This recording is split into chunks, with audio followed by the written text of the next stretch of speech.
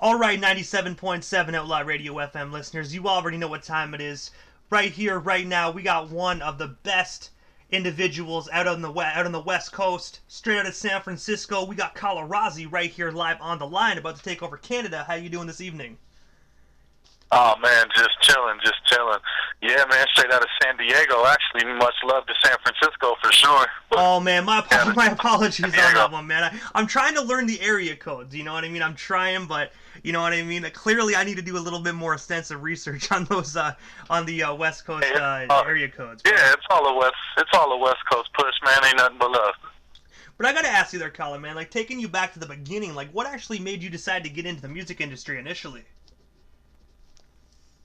Well, just my natural grind with having a lot of things to say and projects piling up kind of forced me to take it more serious, because next thing you know, I just got all these projects on my hand and telling myself, you know, this isn't just something that anyone deals with, having projects on hand, so you got to act the right way. You got to treat it serious. That way other people can treat you serious, and you kind of just find your niche that way.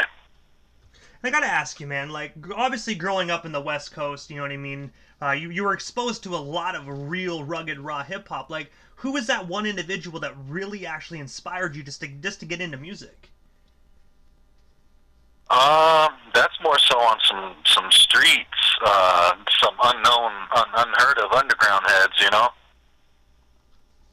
So, yeah, we're talking heads like, from my area, you know, heads like Jay Sloppy, my boy Rada, rest in peace, as well as the homie Irek and many other homies who are just freestyle artists and whatnot. I never was really too influenced by rappers that are in the game, because I kind of got my own story.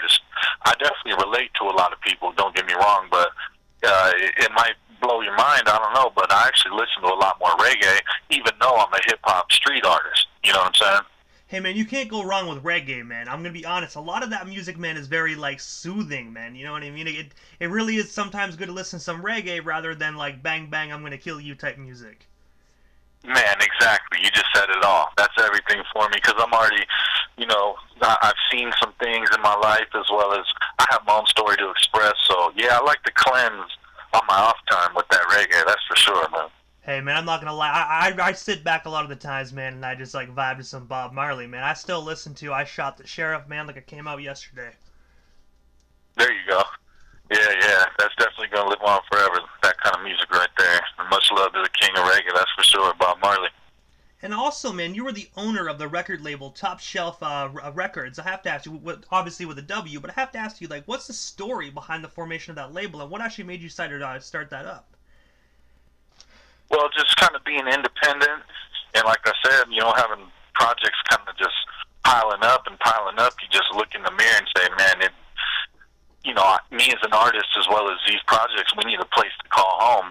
So it was kind of something that, along the line of being independent and underground, there wasn't many places to call home all around me, so I had to just kind of create my own lane, you know?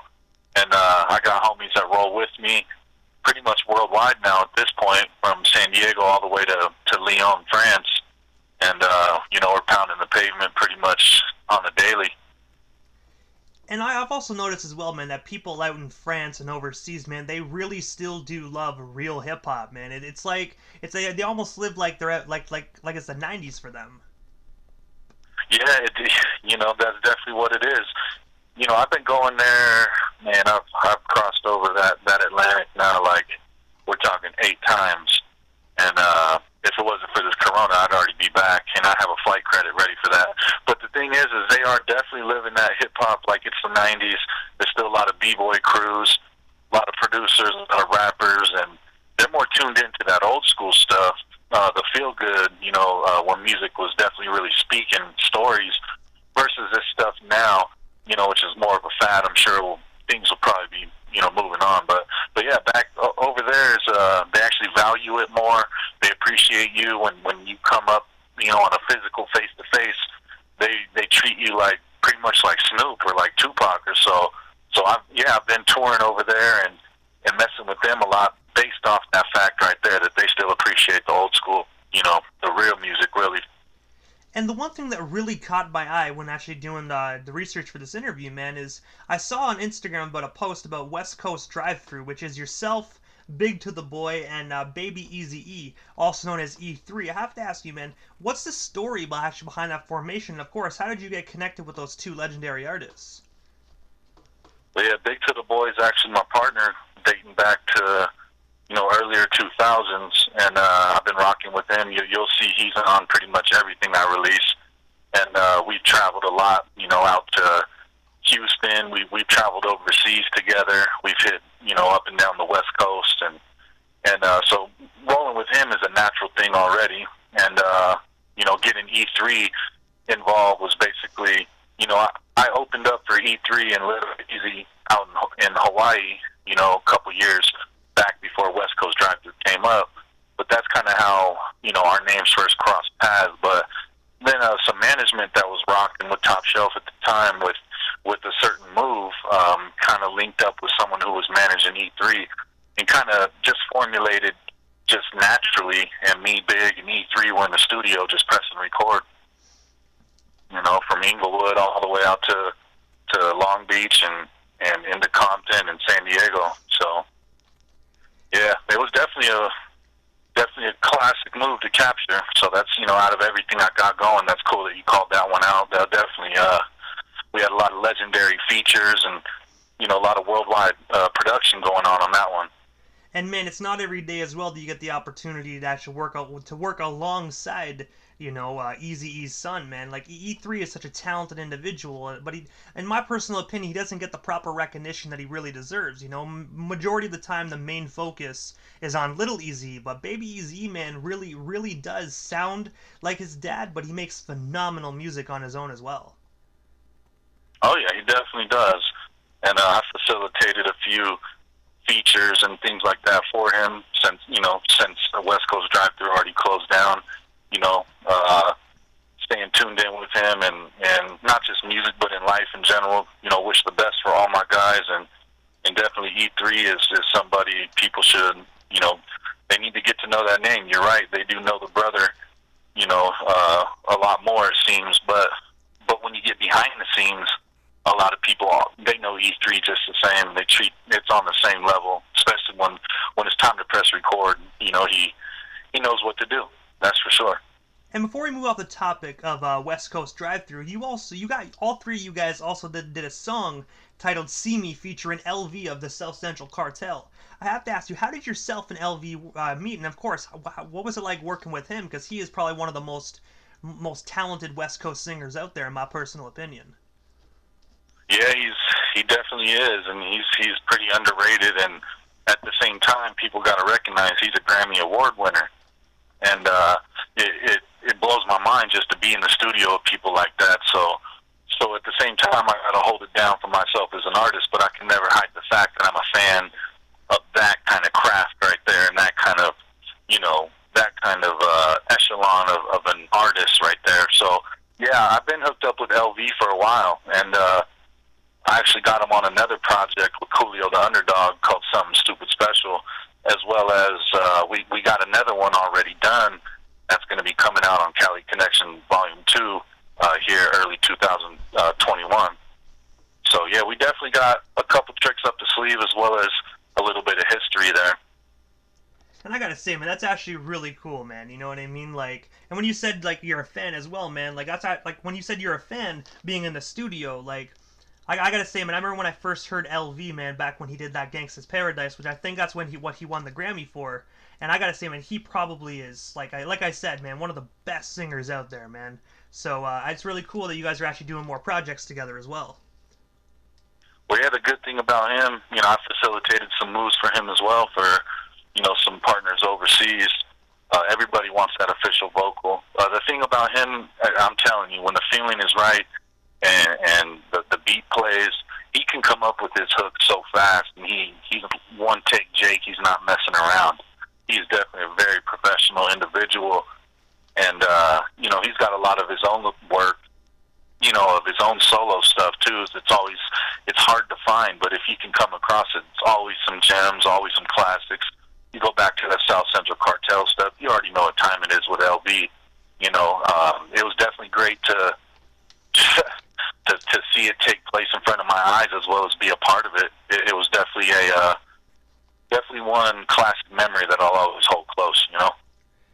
And also, September of 2018, you released a song called "What to Say" that was actually an MGK and an Eminem diss. I was wondering if you tell us a bit more about that and what actually made you decide to diss both of them rather than take a side.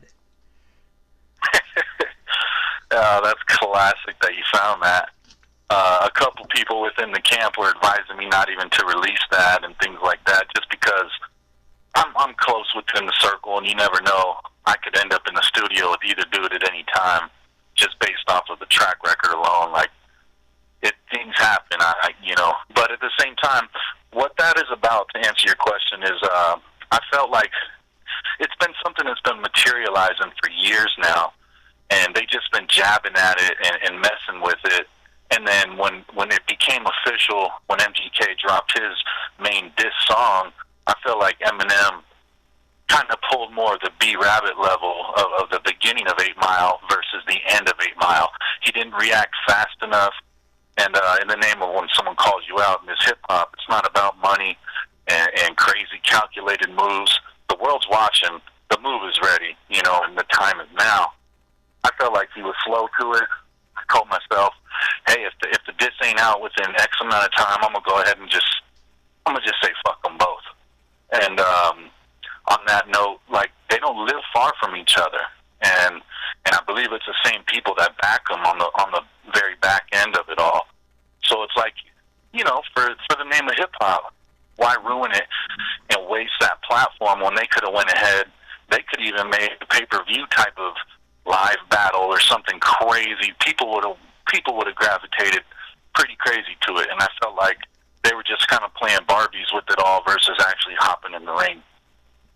And that's real talk, man. You know what I mean? I have to ask you, like, what would you have done if, like, Eminem would have heard that and dissed you back? Like, you know what I mean? Like, obviously, like, you know what I mean? You wouldn't really know right now, but if that was to happen, you know what I mean? What would be the first thought of your mind? Would you attack back, or would you be like, shit? Well, first off, I'd take it as a big compliment, to be honest.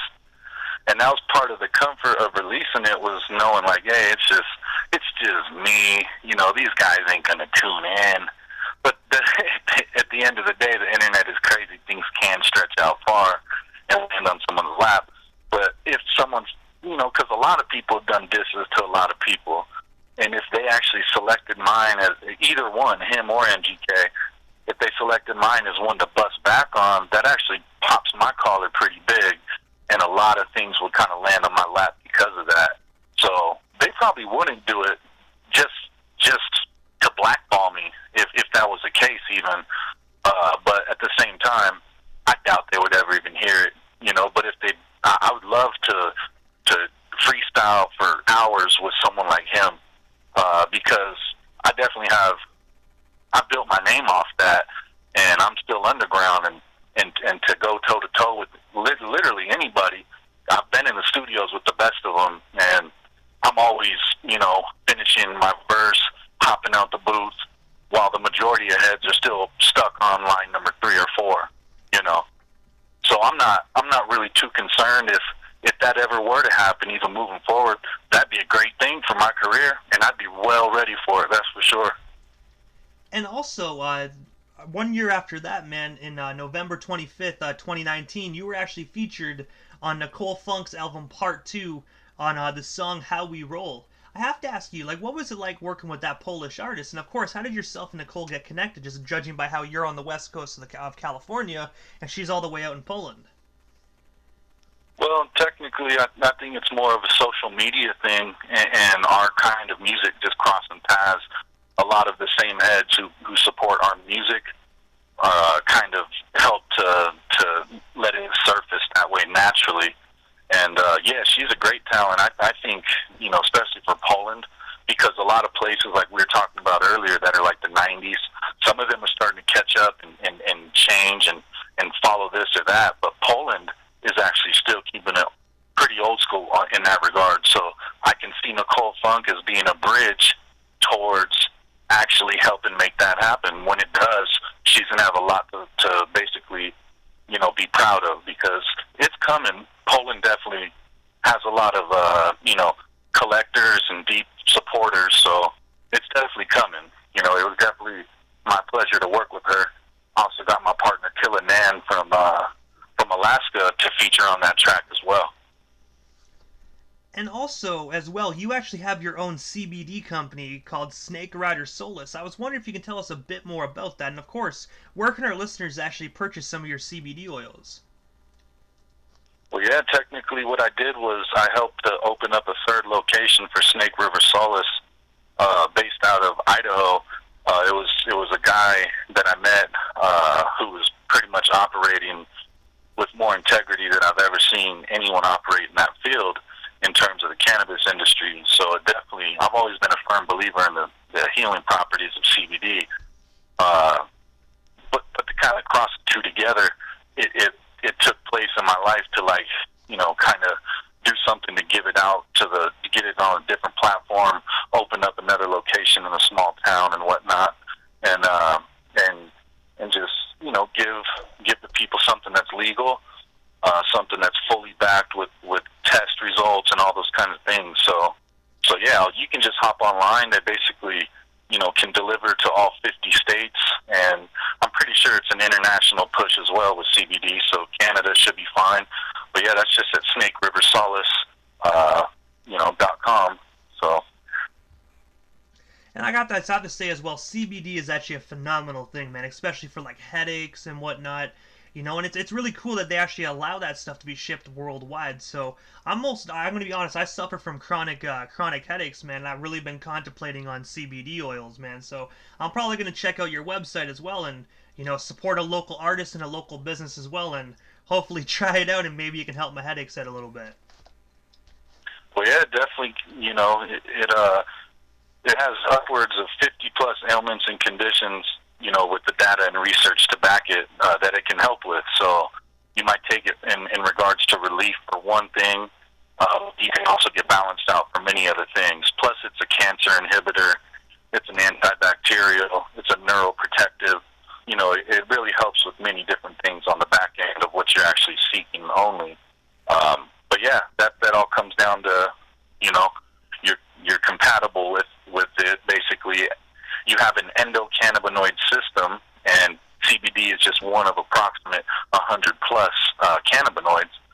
The endocannabinoid system deals with daily functions like pain, emotions, mood, appetite, memory. So yeah, it's definitely a wonderful thing. I'm pushing for hemp to get fully legalized in terms of industrial hemp in all 50 states and things like that as well. So there's still 4 states that are red to it. But yeah, it's definitely a good thing having an alternative basically for any type of relief, And also, November 13th, so just last month, you actually dropped your brand new record, My West Side Story. I have to ask you, what's the inspiration and story behind that phenomenal record? And of course, where can our listeners buy or stream themselves a copy of that amazing record? Well, yeah, first and foremost, it definitely pretty much is my West Side story growing up in the West Side part of town. I definitely lived my own life and had my own push, had my own team, all those different kinds of things, and it's something that just even an EP couldn't capture. That's why I had to put a whole full-length album versus just a single or a small project. And I could still put another 10, 20 songs on that same topic, It's all about the way I grew up and where I'm at now, and just life experiences I went through living in the West. And, we all know the classic movie, The West Side Story. Game has one called, what is it called? I think it's called, can't remember what it's called, but there's, The West Side Story, His West Side Story, all kinds of different West Side stories. That's why I just called this one My West Side Story. And I have to ask you, do you have any hard copies available for the old school listeners that really still do love that compact disc format? Oh yeah, and definitely to cover part of that last question as well. Yes, I do have hard copies, and anyone trying to stream or purchase online, I'm literally on any platform available. So whatever you're your choice of streaming is or purchasing, I'll definitely be on there. Just go ahead and search Collarossi, Ollarossi, and just type in my West Side Story. And there's many other projects. You know, I got 20 plus projects in the game now. So yeah, I do got hard copies of that title as well as other ones. And yeah, you can find it pretty much on every digital platform. And I have to ask you, man, what is next for you? Is there anything I missed during this interview? Anything else you still want to talk about or promote while we still have you here live on the Canadian airwaves? You know, I do got a lot of things coming up. One thing I'm real proud of is a project I'm doing with some of my partners in San Diego, Ness Craven and Quick. We got a project called the Boss Collective. And that one's already done. We're just waiting for pretty much the right time to just drop it. And you know, we're talking 10 plus tracks on there. There's a lot of town heat, you know, on a pretty much underground level, but at the same time, you know, full of the fire. I also got Cali Connection Volume 2 coming out, which I spoke on earlier that I got LV on. I got a lot of other features on there as well. It's pretty much, you know, following up Cali Connection Volume 1 that I did back in 2009. Had many big players on there, even Big Psych, rest in peace. Many people. But, yeah, definitely keep an eye out for the Boss Collective project as well as Cali Connection Volume 2. And I'm also working on a push right now called The Hogfather. That one's also produced by my partner, Fetty Francois, who just did my West Side Story. And I have to ask you quickly, man, that's about the Big Psych thing. What was it like actually just being in the studio with him, man? Because he was one of my favorite artists, man. And I have to say, God bless his soul. Yeah, it definitely was. You know, this is back in 2009. You know, we're talking before Instagram. You know, this is MySpace times and things like that. And yeah, this wasn't no email going on. We definitely were live in the studio. And you know, we got the toast one together, which is something I'll always hold close to. He was talking about getting me and my partner Sauce on some of his Thug Life stuff, as well as you know, just following up on his push that he had out in Las Vegas at the time. But yeah, that was definitely crazy because I rapped with Spice One as well in the studio with Selly Cell was there at the same time. But rapping with heads who've actually directly rapped with Tupac was crazy for me. You know, even Richie Rich, I was in the studio with him as well. So all of them, it's like a common denominator, really. You know, Tupac and even Mac Dre, both of them, rest in peace, rapped with a lot of their people in their camp. But Big Psych was definitely a special one. He wrote all his, you know, his lyrics right there on the spot. He delivered right there on the spot. We kind of partied a little bit and you know, got some pictures and chopped it up really. And we kept in contact after that and talked a lot. And you know, so definitely it means a lot to me. Like, that's a reward in its own. I don't need a crazy bank account to tell me that I'm deep in the game. You know. Oh man, I gotta say as well, I heard rumors as well that before Psych passed away that they were actually going to be working on Psych was actually working on a brand new Thug Life project, man. So I just gotta say, man, quickly, God bless his soul, man. God, most definitely gone, but never forgotten, man. Gone way too soon. Yeah, definitely, bro. I'm right there with you. So, Collarossi, this is the time in the interview quickly that I give a chance for the individual that slides into the radio station airwaves. Just a chance to give shoutouts to whomever they want to give shoutouts to. And of course, man, your social media handles. That way our listeners can follow you and stay updated on everything if they're not already doing so. Yeah, you can find me I'm mainly on Instagram, and you can find me at Collarossi, that's COLLAROSSI. It'll be the only page. So, yeah, definitely tap in. You know, show me some love, likes, and comments. That way I know it's not just some random page, and I'll definitely send that follow right back, you know. And, you know, much love to my Boss Collective. Much love to Top Shelf Records. Much love to my Idaho homie, the homie Jay Insight. He's been rocking with me tough lately. He's got some projects coming out right now. He's got one called Outsidious, and he just dropped one called Project X. He's an underground rhymer as well, so he deserves that shout out. And much love to my partner, Fetty Francois, overseas.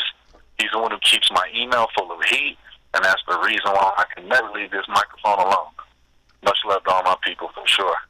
And I gotta say, first and foremost, Sir Collarossi, thank you so much for taking the time out of your busy evening and coming on 97.7 Outlaw Radio FM. I hope you have a wonderful night, man, and hope you stay safe out there in San Diego, and hopefully, man, down the line you can come to Canada and we get you on some Canadian shows. Hey, I'd love to, and we could definitely make that happen. I got my passport ready. That's what I'm really into is traveling, and from small cities to big cities, it doesn't matter. I'd love to get, on those stages and kind of pass that message out. And much love to you, man. DJ Immortal, definitely the one who made this happen. And special shout out to my partner, DJ Alex Funk, for facilitating our connection. Hey, man, most definitely. I gotta say, Funk's a phenomenal individual, man, so shout out to him for sure. That's right, that's right. Thank you so much, man, and most definitely have yourself a wonderful night. Hey, you too, man. Much love.